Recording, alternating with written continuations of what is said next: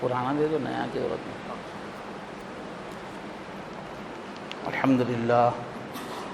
الحمدللہ وکفا وسلام علی عبادہ الذین اصطفى، اما بعد، قال اللہ تبارک وتعالی اعوذ باللہ من الشیطان الرجیم، بسم اللہ الرحمن الرحیم، واللہ اعلم یجعل حیث یجعل رسالتہ، صدق اللہ العظیم۔ اللہم صلی علی سیدنا محمد وعلی آل سیدنا محمد وبارک وسلم۔ اللہم صلی علی سیدنا محمد وعلی آل سیدنا محمد وبارک وسلم۔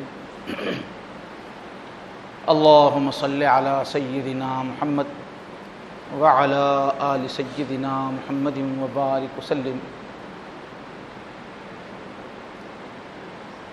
قابل احترام بزرگوں اور عزیز دوستو،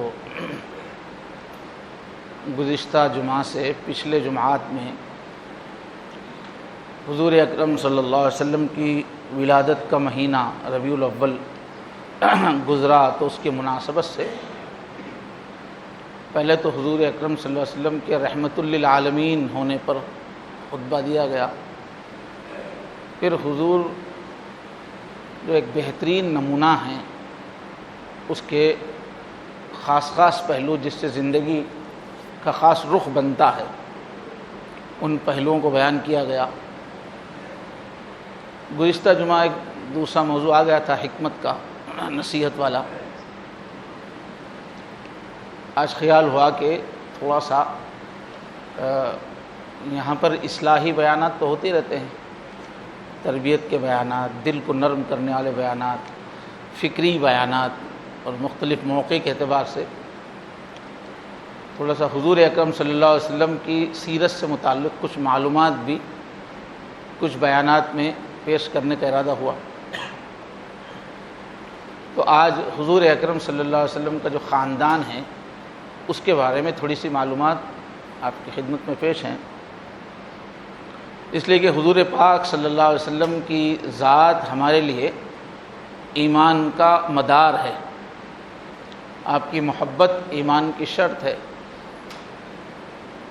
اور جتنا زیادہ آپ کی ذات سے متعلق اور آپ سے متعلق معلومات ہوں گی، اتنا ہی لگاؤ پیدا ہوگا، عظمت پیدا ہوگی۔ ابھی جو آیت شریفہ پڑھی گئی، مکے والے بعض لوگ اعتراض کرتے تھے کہ اللہ کو اگر کسی کو اپنا نمائندہ بنا کر، نبی بنا کر بھیجنا ہوتا، تو یہ قرآن، یہ جو دو مرکزی شہر ہے ہمارے عرب کے، مکہ اور طائف، اس میں سے کسی بڑے لیڈر، کسی بڑے سردار پہ نازل ہونا چاہیے تھا، اس لیے کہ اللہ بھی سردار ہے تو ان کا نمائندہ بھی سردار ہو، طاقت والا ہو، فوج والا ہو اور جماعت والا ہو۔ لولا انزل ھذا القرآن علی رجل من القریتین عظیم، کوئی بڑی شخصیت، طاقتور شخصیت پر قرآن نازل ہونا چاہیے تھا۔ تو اس میں اللہ نے جواب دیا کہ اللہ تعالیٰ کو اچھی طرح معلوم ہے کہ کس کو رسول بنائیں، کس پر اپنا پیغام نازل کرے۔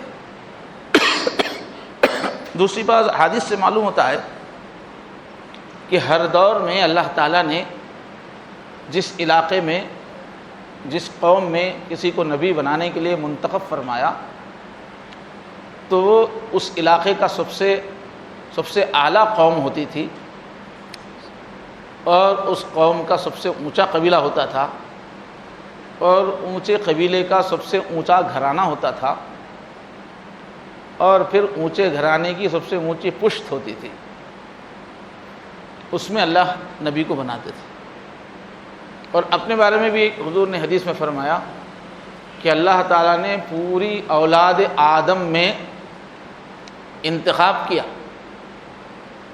تو سب سے اچھا سلسلہ نسب تھا آدم کے بعد، بیٹوں میں سب سے اچھے، ان کے بیٹوں میں سب سے اچھے، ان کے بیٹوں میں سب سے اچھے، سب سے اچھا پیٹھوں کا پشتوں کا جو سلسلہ تھا اس کو چنا اللہ تعالیٰ نے، اور سب سے اچھی قوم کو چنا اللہ نے صلاحیتوں کے اعتبار سے، سب سے اچھے گھرانے کو چنا، اور پھر آپ کے دادا کون ہوں، والد کون ہوں، سب اللہ نے چنا، اور منتخب بندوں میں میرا منتقل ہو کر آیا ہے میرا سلسلہ نسب۔ آج کے بیان میں تھوڑا سا حضور کے خاندان کے بارے میں معلومات پیش کی جا رہی ہیں۔ تو آپ کا جو نسب ہے، سلسلہ نسب، دادا کون تھے، پردادا کون تھے، آپ کی ذات سے لے کر حضرت آدم علیہ السلام تک نسب بیان کیا جاتا ہے۔ تو اس میں 3 قسم کا نسب ہے، 3 ٹکڑے ہیں اس میں۔ ایک تو آپ سے لے کر عدنان تک، عرب جو ہے جو قوم تھی اس میں عدنان تک جا کے جو ہے بڑی بڑی شاخیں ہو جاتی تھی۔ تو آپ سے لے کے جو عدنان تک جو نسب ہے اس کے بارے میں تمام سیرت کے جو ماہرین ہیں سب کا اتفاق ہے کہ وہ نسب بالکل ثابت ہے، وہ پکا ہے، اس میں کوئی شک شبہ نہیں ہے۔ اور اس کے بعد آگے جو عدنان سے لے کر جو آپ کا نسب جاتا ہے حضرت ابراہیم علیہ السلام تک جاتا ہے، اس کے بارے میں کچھ ماہرین حضرت ابراہیم تک بیان کرتے ہیں، کچھ بیچ میں رک جاتے ہیں، تو یہاں تک کا پکا ہے، آگے پکا نہیں ہے۔ پھر اس کے بعد حضرت ابراہیم علیہ السلام سے لے کر آدم علیہ السلام تک جو نسب جاتا ہے اس کے بارے میں یہ بات پکی ہے کہ اس میں غلطیاں، وہ پوری طرح کریکٹ نہیں ہے، وہ بہت پرانی بات ہو گئی ہو، اس لیے اس میں پشتوں کے بیان میں غلطیاں ہوئی ہیں۔ تو آپ سے لے کر جو عدنان تک جاتا ہے سلسلہ نسب وہ اس طرح سے ہے: محمد بن عبداللہ، آپ کے والد عبداللہ بن عبد المطلب، دادا عبد المطلب، پھر ان کے والد ہاشم، ان کے والد عبد المناف، ان کے والد قصی بن کلاب، ان کے والد مرہ بن کعب، ان کے والد لوئی بن غالب، ان کے والد فہر۔ یہ جو فہر ہیں ان کا ہی اور ایک لقب تھا قریش۔ تو گویا 1 2 3 4 5 6 7 8ویں پشت پر جو 8ویں پشت ہے وہ ہیں فہر، ان کا نام تھا قریش۔ تو وہاں سے وہ مشہور ہوئے اپنے خاص کارناموں کی وجہ سے، اولاد کی وجہ سے، تو وہاں سے جو اولاد ہوئی ان کا نام پڑا قریش۔ تو جو عربوں میں سرداری کی صلاحیت جس میں تھی، پورے عرب میں جن کا رعب تھا، دبدبہ تھا، ان کا مقام تھا، پورا قبیلہ، بہت سارے اس میں خانوادے تھے، سب کا نام تھا قریش۔ قریش ہی میں حضور آئے ہیں۔ تو یہ جو قریش جن کا نام تھا فہر، وہ گویا حضور سے 8ویں پشت پر ہے۔ اس کے بعد نیچے چلیے تو مالک ہیں، اور آگے جائیں گے تو فہر کے والد ہیں مالک، ان کے والد ہیں نظر، انہی کا نام قیس پڑا، وہ بھی مشہور شخصیت، ان کا نام جو ہے۔ ان کے والد ہیں کنانہ، ان کے والد ہیں خزیمہ، ان کے والد ہیں مدرکہ، ان کے والد ہیں الیاس، ان کے والد ہیں مزر، ان کے والد ہیں نزار، ان کے والد ہیں ماد، ان کے والد ہیں عدنان۔ بہت بڑی جو تقسیم پوری عرب قوم میں ہے، عدنان کے پاس جا کے 2 الگ شاخیں ہو جاتی ہے۔ تو عدنان تک یہ آپ کا سلسلہ نسب ہے، یہ پکا ہے، اس لیے کہ اس زمانے میں نسب یاد رکھنے کی بہت پکی عادت تھی، سب سے زیادہ وہی یاد رکھتے تھے لوگ، اس لیے اس میں کوئی شک شبہ نہیں۔ پھر اس کے بعد جو ہے عدنان سے آگے جو والد ہیں، پھر والد ہیں، ان کے والد ہیں، تو یہ بھی بہت ساروں نے بیان کیا، بعض لوگوں نے کچھ بیان کر کے روک دیا۔ تو اس میں 38 پشتوں کے بعد، عدنان کے بعد 38 پشتوں کے بعد ہیں حضرت اسماعیل۔ اب وہ میں 38 نام سنانا کوئی فائدہ نہیں، یاد تو رہیں گے، اور اس میں اختلاف بھی تو ہے۔ تو 38 میں جو ہے اسماعیل ہیں، 38 کے بعد وہ 40 میں حضرت ابراہیم علیہ السلام، عدنان کے بعد 40 پشتوں پر حضرت ابراہیم علیہ السلام، جن سے یہ پورا عرب کا علاقہ آباد ہوا تھا، قومیں بنی تھی۔ پھر ابراہیم علیہ السلام سے آگے بھی پھر آپ کا نسب ملتا ہے کتابوں میں. اس کے بعد 10ویں پشت پہ جا کر والد کے والد، والد کے والد، 10ویں پشت پر حضرت نوح علیہ السلام کا نام آتا ہے. نوح علیہ السلام کے بعد گویا 10 پشتوں کے بعد حضرت ابراہیم علیہ السلام پیدا ہوئے. اب یہ کیا ہے، بہت بڑی عمریں تھیں. ہاں ابراہیم علیہ السلام کے زمانے تک عمریں اچھی خاصی تھیں، 200 سال، 250 سال، 300 سال، 300 سال عمریں ہوتی تھیں. تو وہاں جا کے نام کم ہو جاتے ہیں. اب نوح علیہ السلام کی تو جو دعوت کا کام کیا انہوں نے وہ 950 سال ہے. قرآن مجید میں الف سنۃ الا 50 عاما. پھر نبی بننے سے پہلے کتنے سال تھے، پھر طوفان کے بعد کتنے سال زندہ رہے. تو اس زمانے میں تو عمریں بہت زیادہ ہوتی تھیں. تو نوح علیہ السلام کے بعد 3ری پشت پر ان کے والد، پھر والد، 3ری پشت پر ہیں حضرت ادریس علیہ السلام. ان کا دوسرا نام ہے، ان کو ہی ادریس بھی کہا جاتا ہے. پھر ادریس علیہ السلام کے بعد پھر 6 پشت ہیں، بیچ میں 5 شخصیات ہیں. اس کے بعد ہے حضرت آدم علیہ السلام. اس وقت اور بھی عمر رہی ہوگی. تو یہ ہے آپ کا سلسلے نسب. پھر آپ کا جو گھرانہ ہے، قریش میں مختلف بڑے بڑے گھرانے تھے، تو آپ کے گھرانے کو ہاشمی گھرانہ بولتے تھے، خانواد ہاشمی. یہ ہاشمی کہاں سے آیا؟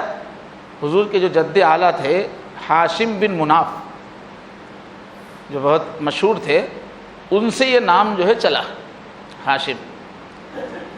تو بنو عبد مناف، بنو عبد الدار، یہ قریش کے اولاد میں. اب ان کا خاص امتیاز کیا تھا؟ حضرت ابراہیم علیہ السلام کے بعد حج عام ہو گیا تھا. ان کی جو اولاد تھی پھیل گئی تھی پورے عرب میں، تو حج کے لیے سب آتے تھے. حضور پاک سے 2500 سال پہلے سے حج چل رہا ہے. حضرت ابراہیم علیہ السلام کا زمانہ حضور سے 2500 سال پہلے کا. تو اب وہ جو ہر طرف سے حاجی آتے تھے، اسی سے پوری قوم جڑی ہوئی تھی. دین ابراہیمی بھی چل رہا تھا. حضرت ابراہیم علیہ السلام کا دین بگڑی ہوئی شکل میں چل رہا تھا. ابتدا میں مورتی پوجا نہیں تھی. بعد میں ایک شخص دوسرے علاقے میں گیا، اس کو وہاں اچھی لگی مورتیاں، تو وہ لے کے آیا. تو قریش کے گھرانے میں عبد مناف اور عبد الدار دونوں بڑے بڑے گھرانے تھے. ان لوگوں میں مصالحت ہوئی کہ اب یہ حج کے لیے جو آنے والے ہیں، تو حج کے سلسلے کے جو بڑے بڑے عہدے تھے، جو ان کے لیے برکت کی بھی چیز تھی، عزت کی بھی چیز تھی، اور اسی سے سرداری قائم تھی. تو حاجیوں کی خدمت کے مختلف جو عہدے تھے، اس میں ان لوگوں نے تقسیم کر لی کہ اس گھرانے والے یہ کام کریں گے، اس گھرانے والے یہ کام کریں. تو عبد مناف کی اولاد میں ہاشم جو تھے، ان کو سقایا اور رفادہ اس کا منصب ملا کہ حاجیوں کو پانی پلانا اور حاجیوں کی میزبانی کرنا، یہ شعبہ ان کو ملا. تو یہ جو ہاشم تھے بڑے معزز تھے اور کافی مالدار تھے. ان کا نام مشہور اس لیے ہوا، بیچ میں کوئی بڑے کسی کارنامے ہوتے تو پھر وہاں سے نام چلتا. تو انہوں نے اپنے زمانے میں یہ کیا کہ حاجیوں کو شوربے میں روٹی توڑ توڑ کے اس کو مکس کر کے خاص کھانا بنا کے کھلانا شروع کیا انہوں نے. تو ہاشم جو بولتے ہیں ٹکڑے ٹکڑے کرنے کو بولتے ہیں. تو چونکہ روٹی کے چھوٹے چھوٹے ٹکڑے کر کے یہ سالن میں، گوشت میں ملا کے، روٹی میں ملا کر کھلاتے تھے، اس لیے ان کا نام ہاشم مشہور ہوا. اصل ان کا نام عمرو تھا، اس کام کی وجہ سے ہاشم مشہور ہوئے. تو یہ ہے ان کی خصوصیت کہ انہوں نے باضابطہ، پہلے زمانے میں روٹی کھلانا بہت بڑی بات تھی، تو روٹی اور شوربہ انہوں نے شروع کیا، گویا باضابطہ کھانا کھلانا شروع کیا حاجیوں کو. اور ایک ان کی خاص خصوصیت جو مشہور ہوا ہے گھرانہ ان سے، کہ تجارت کا پیشہ انہوں نے مضبوط کیا عربوں کا، قریش کا. تو 2 سفر سال میں 2 سفر کا انہوں نے رواج ڈالا. جاڑے میں ان کا سفر ہوتا تھا یمن کی طرف، گرم علاقے میں. یمن میں جو ہے یہ ہندوستان سے، ادھر سے جتنی بھی چیزیں مسالے وغیرہ جو جاتے تھے، ہندوستان سے عربوں کی تجارت 4000 سال پرانی. عرب ادھر آتے تھے اور پانی کی کشتیاں وغیرہ، تجارت پرانی ہے ہندوستان کی، اور عربوں کے تعلقات بہت پرانے ہیں. اور ہندوستان عربوں میں بہت مشہور ملک تھا، بہت محبوب ملک تھا. کہ بہت اچھا ملک ہے، بہت خوبصورت ملک ہے، بہت دولت مند ملک ہے اور بہت حسین ملک ہے۔ ہندوستان کے بارے میں بہت ساری روایتیں ملتی ہیں عربی کے اندر اور حضور کی زبان سے بھی۔ تو اتنا پسند تھا کہ وہ بیٹیوں کا نام ہندا رکھتے تھے اکثر بڑے بڑے گھرانوں میں، ہند سے نام۔ اور سب سے بہترین جو تلوار تھی اسے سیف مہند کہتے تھے، ہندی طریقے پہ ڈھالی ہوئی کی وجہ سے بولتے تھے کیا ہے۔ تو بہرحال ایک سفر ان کا قریشیوں کا تجارتی یمن کی طرف ہوتا تھا، اس میں پورے ہندوستان وغیرہ کے مسالے ادھر کی چیزیں وہ گجرات کے ساحل سے یمن کی بندرگاہ پہ پہنچتی تھی، وہاں سے وہ لے کر ایک گرم چیزیں لے کے وہ ٹھنڈے ملکوں میں جاتے تھے۔ ملک شام سے وہ ٹھنڈا علاقہ شروع ہوتا تھا، یورپ وغیرہ کا علاقہ، اس سے جڑے ہوئے علاقے۔ تو پھر اور سرما کے دنوں میں چونکہ ادھر کا موسم ٹھنڈا ہوتا تھا تو شام کی طرف، تو ادھر جو ہے گرما میں جاتے تھے۔ تو شام کے علاقے میں جاتے تھے تو ادھر کی جو پیداوار ہے وہ سب چیزیں لا کے ادھر منتقل کرتے تھے۔ ہندوستان وغیرہ کے تاجر یہاں سے یمن سے لے کے ادھر پھیلاتے تھے اس کو۔ تو یہ دو سفر پورے سال بھر میں جو اس کو بالکل ایک سسٹم بنایا، اس کی وجہ سے قریش کی چودراہٹ قائم ہوئی، قریش کی عظمت قائم ہوئی، پورے قبیلوں کے اندر ان کی مقام بنا ان کا، جس کو اللہ تعالیٰ نے خود لیلا فی قریش سورے میں اللہ نے اپنے انعام کے طور پہ بتایا ہے قریشیوں کو کہ دیکھو اسی کعبۃ اللہ کی وجہ سے تمہارا عربوں میں مقام بنا، اور جو تمہارے دو سفر رحلت الشتاء والصیف، گرما اور سرما کا دو سفر، وہ اللہ نے محفوظ کر دیا۔ تم یمن تک چلے جاتے ہو، کوئی ڈاکو تم کو لوٹتا نہیں، یہ کہہ کے کہ قریش کے لوگ ہیں، مکے کے متولی ہیں، کعبے کے مجاور ہیں، خادم ہیں۔ تو دو سفر جو تمہارے آسان ہو گئے، باقی کسی قبیلے کی تجارت چل نہیں سکتی تھی، لٹیرے بہت تھے ہر طرف، مگر قریش کی عزت تھی پورے عرب میں۔ تو ڈاکو لوٹنے کے بعد بھی اگر کوئی بول دیتا کہ میں قریشی ہوں تو پورا سامان لا کے واپس کر دیتے تھے کہ تم اللہ کے گھر کے ذمہ دار ہو، خادم ہو۔ تو یہ جو دو تجارت کے سفر شروع کیے ہیں یہ ہاشم نے شروع کیے، تو یہ دو خوبیاں ان کے اندر تھی، اس وجہ سے وہ خانوادے کا نام وہاں سے چلا بنو ہاشم، اسی وجہ سے حضور کو ہاشمی بھی بولتے ہیں، نعتوں میں آپ سے ہاشمی وہ مطلبی بھی آتا ہے لفظ، وہ مشہور شخص۔ اس کے بعد نیچے آنے کے بعد عبد المطلب بہت مشہور ہوئے، آپ کے جو دادا عبد المطلب کے لفظ کے تو معنی ہیں مطلب کا غلام۔ وہ کیسا قصہ ہوا کہ وہ جو ہاشم جو تھے انہی کے بھائی تھے مطلب، ان کے بعد یہ سقایا رفادہ یہ عہدے مطلب کو ملے۔ یہ بھی بہت بڑی معزز شخصیت تھی عرب میں، ان کی بات کوئی نہیں ٹالتا تھا، اور ان کی سخاوت اتنی مشہور تھی کہ ان کا لقب پڑ گیا تھا فیاض، سخی فیاض۔ کون ہے یہ؟ مطلب۔ تو جو ہاشم تھے ان کے ایک فرزند جو ہے مدینے میں رہ گئے تھے، کسی کو معلوم نہیں تھا، چھوٹے بچے تھے، کسی کو پتہ نہیں تھا۔ ان کے انتقال کے بعد پھر پتہ چلا، مطلب کے کو پتہ چلا، ہاشم کے جو بھائی مطلب بعد میں ان کے بعد سردار بنے، کہ ہمارے بھائی کا بیٹا مدینے میں رہتا ہے۔ وہاں جا کے وہ لے کے آئے ہیں، وہ بچے کے سر پہ جو ہے کچھ سفیدی تھی، تو شیبہ مشہور ہوا تھا نام۔ تو اپنے بھائی کے بیٹے کو وہ مدینے سے لے کر آئے۔ جب جو مدینے سے مکہ آ رہے تھے، لوگوں نے دیکھا ایک بچہ ساتھ میں ہے، تو لوگ سمجھے کوئی غلام خرید کے لائے ہیں۔ تو اس شیبہ کو دیکھ کے لوگوں نے کہا کہ عبد المطلب ہے، یہ مطلب کا غلام ہے، وہی نام مشہور ہو گیا عبد المطلب، مطلب کا غلام۔ انہوں نے کہا کہ بھائی یہ میرا غلام نہیں ہے، بھائی کا بیٹا ہی ہے۔ تو بہرحال عبد المطلب وہ ہیں جو شیبہ جن کا نام تھا، جن کو مدینے سے چچا لائے تھے۔ تو وہ مطلب کی وفات کے بعد وہ جو مناصب تھے وہ یہ عبد المطلب کو مل گئے، اس لیے کہ بھتیجا تھا۔ ان کو جو عزت ملی پوری عرب قوم میں، اپنے قریش میں، آبا و اجداد میں اتنی عزت کسی کو بھی نہیں ملی۔ ان کے واقعات ایسے مشہور ہوئے۔ ان کے ذریعے سے کیا کام کروایا اللہ تعالیٰ نے؟ وہ جو زمزم کا کنواں تھا، حضرت اسماعیل علیہ السلام کی مدد کے لیے اللہ نے جو پیدا کیا، اس کنویں کی وجہ سے ہی وہاں آبادی قائم ہوئی تھی، ورنہ دور دور تک پانی نہیں تھا۔ تو بنی جرہم جو آباد ہوئے اسی کنویں کی وجہ سے۔ پھر ایک زمانے کے بعد حالات ایسا پیدا ہوئے کہ وہ بنو جرہم کو نکال دیا گیا وہاں سے۔ وہ حضرت اسماعیل علیہ السلام کی سسرال ہے وہ، تو ان کو یہاں سے نکال دیا گیا، نکلنا پڑا۔ تو جاتے جاتے انہوں نے وہ کنواں جو ہے وہ اس کو مٹا دیا۔ حالات ایسے ہوئے کہ زمزم کا کنواں مٹ گیا تھا۔ ایک زمانے تک زمزم کا کنواں کہاں ہے معلوم نہیں تھا۔ تو یہ جو ہیں ہاشم جو ہیں، یہ عبد المطلب، ان کو ایک خواب نظر آیا۔ خواب میں ان کو کوئی حکم دے رہا تھا کہ اس جگہ پر زمزم ہے، آپ کھدائی کیجیے، کوئی حکم دے رہا تھا۔ تو جگہ بھی بتائی گئی اور حکم بھی دیا گیا۔ چنانچہ وہاں انہوں نے جب کھدائی کروائی تو بنو جرہم کی جو چیزیں تھیں، تلواریں، زریں، سونے کے 2 ہرن، وہ سب وہ کنویں میں سے نکلے۔ بعد میں پھر پانی بھی نکلا۔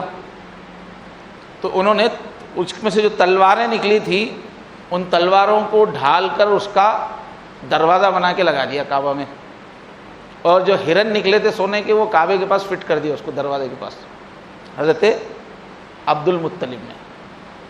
تو اس وجہ سے بہت مشہور ہوئے پورے عربستان کے اندر، اس لیے کہ کنواں دریافت ہوا، ایک معجزہ جو تھا چھپ گیا تھا، تو اس کی وجہ سے پورے عرب میں بہت مشہور ہے عبد المطلب۔ پھر انہوں نے ہی حاجیوں کو زمزم نکالا، تو حاجیوں کو زمزم پلانے کا پورا ایک سسٹم بنایا انہوں نے۔ اور انہی کے زمانے میں فیل ہاتھیوں کا واقعہ بھی انہی کے زمانے میں پیش آیا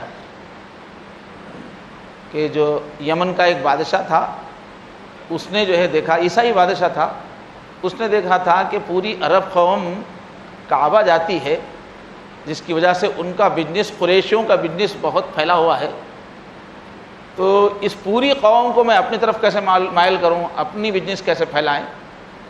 تو اسے کسی نے بتایا کہ یہ کعبہ ہے پوری عرب قوم کو جوڑنے والا، اگر یہ کعبے کو ختم کر دیا جائے تو قریشیوں کی تجارت بھی ختم ہو جائے گی، پوزیشن بھی ختم ہو جائے گی۔ اس نے ایک خوبصورت کعبہ یمن میں بنایا تھا، اپنا ایک عبادت گاہ بہت خوبصورت، تو وہ چاہتا تھا کہ لوگ ادھر آئیں اور ہمارا بزنس پھیلے۔ تو بہرحال اس نے کعبے کو ختم کرنے کی نیت سے ایک بڑا لشکر لے کر حملہ کیا تھا۔ تو اس موقع پر کعبے کی اللہ کے پاس جو قبولیت ہے وہ ظاہر ہوئی۔ اس کا لشکر جب قریب آیا، واقعہ تو لمبا ہے، آپ تفسیروں میں سنتے ہیں، تو اللہ تعالیٰ نے پرندوں کو بھیجا اور ان کے پنجوں میں، چونچوں میں چھوٹی چھوٹی کنکریاں تھیں، مٹی اور کنکر سے ملی ہوئی، وہ ہاتھیوں کے لشکر پہ برسایا۔ وہ چھوٹے چھوٹے کنکریاں تھیں، لیکن ان میں تاثیر ایسی تھی کہ جس ہاتھی کے بھی اوپر وہ کنکری پڑتی تھی وہیں سے وہ سڑنا شروع ہو جاتا تھا، اس میں جراثیم وغیرہ سب بھرے ہوئے تھے۔ تو اس سے اس کا لشکر پورا سڑ گیا اور وہ بھی بہت بری موت مرا۔ تو اس سے عربستان میں اور مشہور ہو گیا کہ اللہ کا ہی گھر ہے۔ اور وہ جو یمن کا بادشاہ تھا وہ رومیوں سے ملا ہوا تھا، اور رومیوں کی جو اپوزیشن ہے اس زمانے میں ایرانی تھے۔ تو یہ پورا جو مکے کا واقعہ وہ پوری دنیا نے اس کو دیکھا، پوری دنیا اس پہ متوجہ ہو رہی تھی کہ کیا ہوگا۔ پورے عرب کی تجارت پر یمن کے قبضے کا مطلب پھر وہ رومیوں کا اثر ہوتا تھا۔ تو پوری دنیا کی نظر میں وہ واقعہ آ گیا، اس کی وجہ سے پوری دنیا میں یہ مشہور ہو گیا کہ یہ مکے میں جو کعبہ ہے وہ کوئی غیر معمولی چیز ہے، وہ اللہ کی چیز ہے۔ اس سے وہاں پر نبی کے آنے کو لوگ سمجھ سکیں، اس کا اللہ نے انتظام کیا کہ شروع سے ہی مشہور کر دیا کہ ایسی جگہ ہے کہ جہاں پر ابرہہ نے حملہ کیا تو غیب سے مدد آئی۔ تو یہ بھی عبد المطلب کے زمانے میں ہوا، جب ابرہہ اپنا لشکر لے کے آیا، اس نے کعبہ گھیرا کر لیا، تو اس کو بڑی امید تھی کہ مکے والے آئیں گے، عاجزی کریں گے، کعبے کو بچانے کی کوشش کریں گے۔ کوئی نہیں آیا، وہ حیران ہو گیا۔ تو اس نے اپنے لوگوں کو بھیجا کہ ان کے جو سردار عبد المطلب ہیں کہاں ہیں دیکھو، کعبے سے ہی ان کی پوری تجارت ہے، ہم کعبے کو ڈھانے کے لیے آئے ہیں، یہ لوگ روکنے کی کچھ کوشش نہیں کر رہے۔ وہ پورے انہوں نے مشورہ کیا کہ بارش آئے نا، ہم لوگ پہاڑوں پہ جا کے رہ جائیں گے، لڑیں گے ہی نہیں۔ تو جب اس کے لوگوں نے آ کے تلاش کیا تو یہ جنگل میں اپنی اونٹوں کو چرا رہے تھے آرام سے. اس نے بلا کے پوچھا آپ عجیب آدمی ہیں, دیکھ کے تو مرعوب ہوا ان کی شخصیت سے کہ اتنا بڑا واقعہ ہونے والا ہے, آپ کو فکر ہی نہیں ہے. تو انہوں نے کہا کہ مجھے کیا فکر ہے, جس کا گھر ہے وہ دیکھ لے گا, میرا گھر تھوڑی ہو, جس کا گھر ہے وہ اس کی حفاظت کر لے گا, کعبہ کا جو رب ہے وہ اس کو دیکھ لے گا, میرے اونٹنیوں کا رب میں ہوں, میرے اونٹنیوں کو میں دیکھ رہا ہوں, میرے اونٹوں کو چرانے کا کام میں کر رہا ہوں, اس کا جو رب ہے وہ دیکھ لے گا. اطمینان سے انہوں نے جواب دیا. تو یہ عبد المطلب اس طرح سے سب سے زیادہ عرب قوم میں ان کو عزت ملی. ان کے 10 بیٹے تھے, حارث, زبیر, ابو طالب, عبداللہ, حمزہ, ابو لہب. یہ جو مشہور جن کے نام ہم لوگ جانتے ہیں, حضرت حمزہ کو جانتے ہیں, حضور کے چچا جو تھے, اور عبداللہ تو آپ کے بیٹے والد ہیں, اور ابو لہب جو ہے یہ بھی بہت مشہور ہے, اس کے نام پہ تو سورہ ہے, حضور کا سگا چچا ہے. یعنی حضور کے والد اور ابو لہب کے والد دونوں کی ماں ایک تھی, سوتیلی مائیں بھی ہوتی تھی نا, تو یہ جو ہے والدہ بھی ایک تھی, سگا چچا تھا. اور غیداق, مقوم, صفار, عباس, حضرت عباس رضی اللہ عنہ بھی مشہور ہیں, حضور کے چچا. ان کے خاندان سے بھی پھر اسلامی تاریخ بنو عباس کی پوری سلطنت چلی ہے. بعض سیرت والوں نے لکھا کہ ایک 11ویں بھی تھے چچا, ان کا نام قسم تھا, قاف سے میم. اور بعض نے کہا کہ نہیں 13 بچے تھے ان کے, ایک کا نام عبد الکعبہ تھا, ایک کا نام حجل تھا. یہ عبد المطلب کی جو بیٹیاں تھیں 6 بیٹیاں تھیں, بیضا, برہ, عاتکہ, صفیہ, عروہ, امیمہ, یہ 6 بیٹیاں تھیں. اب یہ جو آپ کے والد ہیں ان میں ان کا نام ہے عبداللہ, حضور کے والد محترم حضور صلی اللہ علیہ وسلم کے. ان کی جو والدہ تھی حضور کی دادی, ان کا نام تھا فاطمہ. تو اولاد کی عبد المطلب کی جتنی اولادیں تھیں آپ کے دادا کی, اس میں عبداللہ سب سے خوبصورت تھے اور سب سے زیادہ پاکیزہ پاک دامن زندگی تھی, اور سب سے زیادہ والد کے چہیتے بھی تھے, اور آپ کو ذبیح کہا جاتا تھا. ایک تو حضرت اسماعیل ہیں ذبیح, کہ حضرت ابراہیم نے ان کو اللہ کے نام پہ ذبح کیا تھا, اللہ نے بچا لیا. دوسرے یہ حضور کے جو والد ہیں, ان کو بھی ان کے والد نے کعبے کے سامنے ذبح کرنے کے لیے چھری لے لی تھی, پھر بچا لیا گیا, تو ان کا نام بھی ذبیح, تو ذبیح کہلاتے تھے. حضور کی ایک حدیث ہے کہ میں 2 ذبیحوں کا بیٹا ہوں. تو انہوں نے, ان کے والد نے عبد المطلب نے کسی موقع پہ نظر مانی تھی کہ اگر میرے 10 کے 10 لڑکے ہو جائیں گے, لڑکیوں کے بجائے میرے لڑکوں کی تعداد جب 10 ہو جائے گی اور 10 کے 10 میرا ساتھ دینے کے قابل ہو جائیں گے, تو میں ایک بیٹا قربان کروں گا کعبے کے اوپر اللہ کے سامنے. تو عربوں میں بیٹوں کی بہت اہمیت تھی, اس لیے کہ جنگ میں بیٹے ہی کام آتے تھے, بیٹوں سے ہی عزت ہوتی تھی, اور کوئی آدمی کا مقام بیٹوں کی تعداد سے پہچانا جاتا تھا. اس حساب سے انہوں نے نظر مانی تھی کہ 10 بیٹے جب ہو جائیں گے تو میں یہ کام کروں گا. اونٹنیوں بھی ان کا یہ ہوتا تھا کہ اونٹنی کی جب 10ویں اولاد ہوگی تو پھر وہ اونٹنی مقدس ہو جاتی تھی, 10 کا ایک عدد تھا اس میں. تو بہرحال میرے 10 لڑکے جب ہو جائیں گے, دفاع کے قابل ہو جائیں گے, تو میں ایک کو قربان کروں گا. چنانچہ وہ نظر پوری کر. اب عبداللہ جو ہے جب اچھے بڑے ہو گئے, چلنے پھرنے کے قابل ہو گئے, تھا وہ نظر ان کو یاد آئی کہ میں نے نظر مانی تھی. تو قسمت کے تیر نکالتے تھے, وہ تیروں پہ نام لکھ کے وہ اٹھاتے تھے تیر. تو حبل کا جو قیم تھا, پروہت تھا, اس کے پاس گئے اور وہاں قرعہ ڈالا کہ بھئی 10 بیٹوں میں سے کس بیٹے کو قربان کریں گے کعبے کے اوپر. تو یہی عبداللہ کا نام نکلا.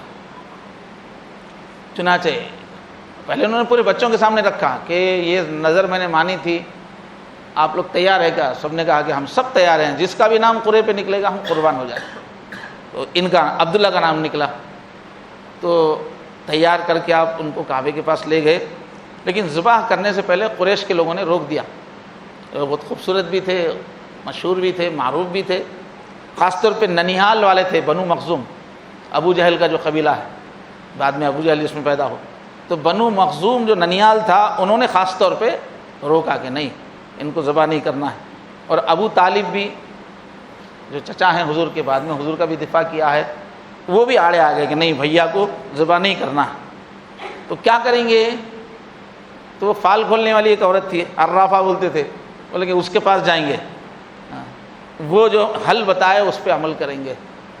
اس کے پاس گئے تو اس نے کہا کہ ایسا کرو کہ بار بار قرعہ اٹھاؤ، 2 چٹھیاں ڈالو، ایک پہ جو ہے عبداللہ لکھو، ایک پہ 10 اونٹ لکھو، اللہ کو جو پسند ہے وہ 10 اونٹ کی چٹھی ڈالنے کے بعد بھی اگر عبداللہ ہی کا نام نکلا تو پھر اس کے بعد اور 10 اونٹ 20 اونٹ لکھو، پھر عبداللہ کا نام لکھو، 10 اونٹ بڑھاتے جاؤ، ہر بار چٹھی ڈالتے رہو۔ تو جب 10 بار چٹھی ڈالی گئی تو 100 اونٹ کی جب چٹھی پڑی تو ہر بار جب بھی چٹھی ڈالتے تھے وہ قرآن نکالتے تھے تو وہ عبداللہ کا ہی نام نکلتا تھا۔ جب 100 اونٹ کی چٹھی پڑی تو اس وقت جو ہے بجائے ان کے نام کے اونٹوں کا نام نکلا، تو گیا 100 اونٹ پہ انہوں نے کہا کہ اللہ جتنے پہ راضی ہوگا اتنے پہ جو ہے پھر قربانی دے دینا۔ تو بس حضرت عبداللہ کے بدلے میں 100 اونٹ قربان کیے۔ اس سے پہلے قریش میں کسی کا قتل ہو جاتا تھا تو قاتل کو دیت جو دینا پڑتا تھا 10 اونٹ دینا پڑتا تھا پہلے۔ جب یہ واقعہ ہوا تو قریش نے سمجھا کہ یہ من جانب اللہ 100 اونٹ کا عدد اللہ کی طرف سے ہے۔ اس کے بعد انہوں نے قانون بنا دیا تھا کہ کوئی کسی کا قتل کرے تو 10 اونٹ نہیں 100 اونٹ لیے جائیں گے اس سے۔ پھر بعد میں اسلام آیا تو اسلام میں بھی 100 اونٹ ہی ہے دیت، کوئی اگر قاتل ہے تو اس کو 100 اونٹ دینا ہے۔ تو بہرحال اس طرح سے جو ان کی جان بچ گئی حضرت عبداللہ کی، اس لیے حضور کہتے تھے کہ میں 2 ذبیحوں کا بیٹا۔ تو یہ ہیں عبداللہ حضور کے والد۔ اب حضرت عبد المطلب نے عبداللہ کے لیے، حضور کے دادا نے حضور کے والد کے لیے جو لڑکی کا انتخاب کیا رشتے کا، تو وہ مدینے سے کیا، اس لیے کہ وہیں سے لائے تھے شیبہ کو، خاندان جو تھا وہاں۔ تو حضرت آمینہ مدینے کی تھی، ان کا انتخاب کیا اپنے بیٹے کے لیے، جو وہب بن عبد مناف بن زہرہ بن کلاب کی صاحبزادی تھی۔ تو یہ حضرت آمینہ اپنے نسب کے اعتبار سے بھی اور رتبے میں بھی قریش کی افضل ترین عورتوں میں سے تھی اس وقت، تھی مدینے میں، مگر قریش کا ہی گھرانہ تھا وہاں۔ تو ان کے والد جو ہے وہ قبیلے بنو زہرہ کے سردار تھے۔ تو بہرحال شادی ہوئی حضرت آمینہ کی، تو وہ مدینے سے رخصت ہو کر مکہ آ گئی، کچھ ہی دن رہی وہ ساتھ میں۔ اس کے بعد حضرت عبداللہ کو ان کے والد نے کھجور لانے کے لیے، تجارتی وغیرہ وہاں پر ان کی جائیدادیں وغیرہ تھی نا، تو لانے کے لیے مدینہ بھیجا، تو وہیں بیمار ہوئے، وہیں انتقال ہوا۔ بعض سیرت نگاروں نے لکھا کہ تجارت کے لیے شام گئے تھے، ملک شام گئے تھے، واپسی میں مدینے جب پہنچے تو وہاں بیمار ہو گئے، تو بیماری کے دنوں میں وہیں چند دن قیام کیا، پھر وہیں انتقال ہو گیا۔ بالکل شادی کے بعد پہلا سفر تھا، انتقال ہو گیا۔ اس وقت ان کی عمر 25 سال تھی، حضرت عبداللہ کی عمر 25 سال تھی انتقال کے وقت اللہ کے نبی کی۔ اکثر مورخین کہتے ہیں کہ آپ والد کے انتقال کے وقت پیدا نہیں ہوئے تھے، اور بعض مورخین کہتے ہیں کہ پیدا ہو گئے تھے، 2 مہینے کے تھے جب والد کا انتقال ہوا۔ تو وفات کی خبر جب مکہ آئی تو آمینہ بہت غمگین ہوئی، انہوں نے ایک درد بھرا مرثیہ لکھا، وہ تاریخ میں موجود ہے، افا جانب البطحاء من ابن ہاشمی وجاور لحدا خارجا فی الغمامم، کہ بطحا کی گود ہاشم کے صاحبزادے سے خالی ہو گئی۔ بطحا بولتے تھے، جو ریتیلے علاقے کو بطحا کہتے ہیں، ریگستان کی جو سرزمین ہے بطحا کی، ہاشم کے صاحبزادے سے بطحا کی گود خالی ہو گئی۔ وجاور لحدا خارجا فی الغمامم، آہ و نالا کے شور میں، لہد میں وہ آسودہ خاک ہو گیا۔ دعته المنایا دعوتا فاجابها، ان کو موت نے ایک پکار لگائی اور انہوں نے لبیک کہہ دیا۔ وما ترکت فی النساء مثل ابن ہاشمی، اور ابن ہاشم کی پھر کوئی مثال موت نے چھوڑی نہیں، یعنی وہ بے مثال تھے، وہ چلے گئے تو ان کی کوئی مثال نہیں۔ اشیت راہ یحملون سریرہ تعاورہ اصحابہ فی التزاحم، کہ کتنی حسرتناک تھی وہ رات جب لوگ انہیں تخت پر لے جا رہے تھے ہجوم میں، جنازہ ان کا جب جا رہا تھا. فَإِن تَكُ غَالَتْهُ الْمَنَايَا وَالرَّيْبُهَا فَقَدْ كَانَ مِعْتَاءً كَثِيرَ التَّرَاحُمِ. اگرچہ موت نے اور موت کے حوادث نے ان کے جسم کو، ان کے وجود کو ختم کر دیا، لیکن ان کے کردار کے جو نقوش ہے وہ ختم نہیں ہوئے. ان کی صورت تو نہیں رہی، سیرت ان کی باقی ہے. کردار کے نقوش نہیں مٹائے جا سکتے. وہ بڑے داتا تھے، میں عطا مبالغہ سے ہے، عطا سے بہت دینے والے تھے. کثیر التراحمی، بڑے رحم دل تھے. تو کل جو ہے ترکہ ان کا جو چھوڑا انہوں نے، اس لیے کہ شادی کے نئے نئے انتقال ہوا، تو 5 اونٹ تھے ان کے ترکے میں، بکریوں کا ایک ریوڑ تھا، ایک حبشہ کی لونڈی تھی باندھی تھی، ان کا نام برکا تھا، اور کنیت ام ایمن.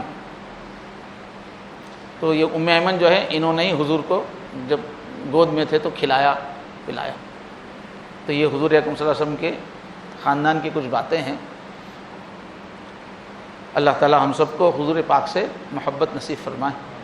یہ تو حضور سے پہلے کے لوگ ہیں، پھر حضور کی اولاد جو ہے ان کی بھی تفصیل معلوم ہونی چاہیے اور ان سے محبت ہونی چاہیے، اس لیے کہ اہل بیت سے محبت بھی ایمان کا حصہ ہے. عام طور پہ کیا ہو گیا، ہم لوگ سنیوں کی محفلوں میں اہل بیت کے تذکرے زیادہ نہیں ہوتے. گزشتہ جو ہمارے بیان میں امام باقر کا تذکرہ آیا تو کسی نے اسے کہلوایا کہ ہم پہلی بار سن رہے ہیں امام باقر، ہمارے پاس تو کبھی تذکرہ ہی نہیں آیا. تو اہل بیت سے ہیں امام باقر. تو ضرورت اس بات کی ہے کہ حضور کے خانوادے کو ہم جانیں. وہ کوئی بانٹ کے نہیں رکھ لیے کہ وہ شیعوں کا ہی موضوع ہے. حضور کے خاندان کے سید لوگ شیعوں کے تھوڑی ہیں، وہ تو سب کے ہیں. تو حضور کے خاندان کی تفصیلات معلوم ہونی چاہیے، حضور پاک سے محبت ہونی چاہیے، اور تمام نیک لوگوں سے محبت ہونی چاہیے، اور تمام نیک لوگوں کی اولاد سے بھی محبت ہونی چاہیے. یہ سب ایک نظام ہے اللہ کا، جس سے رشتے نسبتوں سے جو ہے مقام بنتا ہے آدمی کا. اللہ تبارک و تعالیٰ سے دعا ہے کہ حضور پاک صلی اللہ علیہ وسلم کی اور اہل بیت کی سچی محبت ہمیں نصیب ہو، اور آپ کی پیروی کی توفیق نصیب ہو. وآخر دعوانا الحمدللہ.